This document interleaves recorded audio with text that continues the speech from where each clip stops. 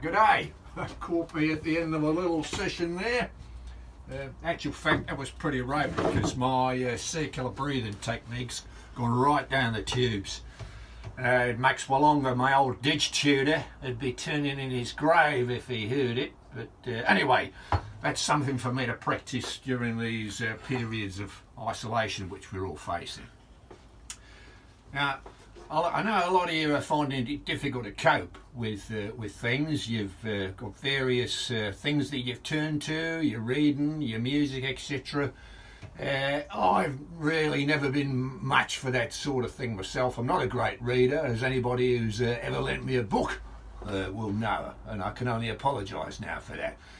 But during the long periods of isolation which I've experienced in the outback, I've utilised various techniques to keep myself amused.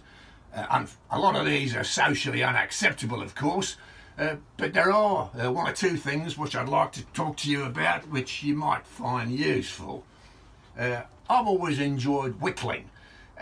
And I'm not talking about the long-term worrying that my dear departed old mum used to indulge in throughout her life, God rest her soul.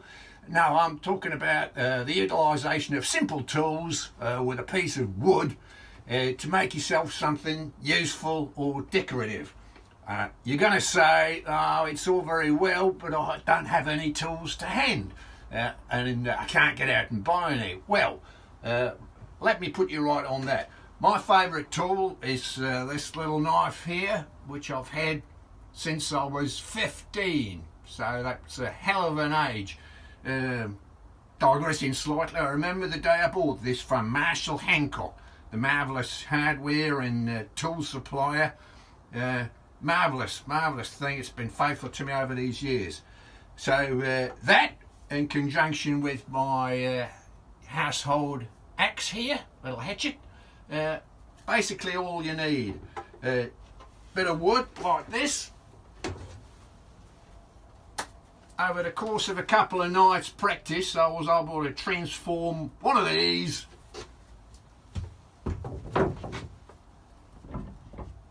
into this little fellow here. Don't know whether you can get the detail on that, but nice little thing. About a couple of nights work there. Something else you might like to try, I'm sure, like me, over the years you've accumulated a load of brass plumbing fittings, etc., maybe unwanted ornaments and such like. If you've got access to the means to generate around about 950 degrees C, you can melt it down and make yourself something like this. Again, couple of nights work. Bit of intricate work with some garden sand to create the mould, etc. But well worth the effort. So there's a couple of ideas for you. Before we finish, digressing completely, somebody got in touch with me the other day asking about roadkill and where we stand on it under the current circumstances.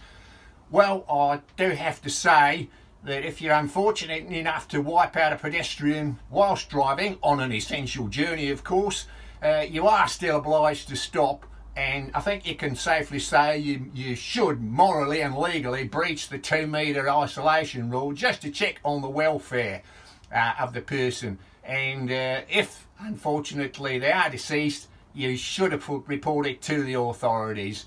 Just leave you with that one. Anyway, enjoy yourself and stay safe.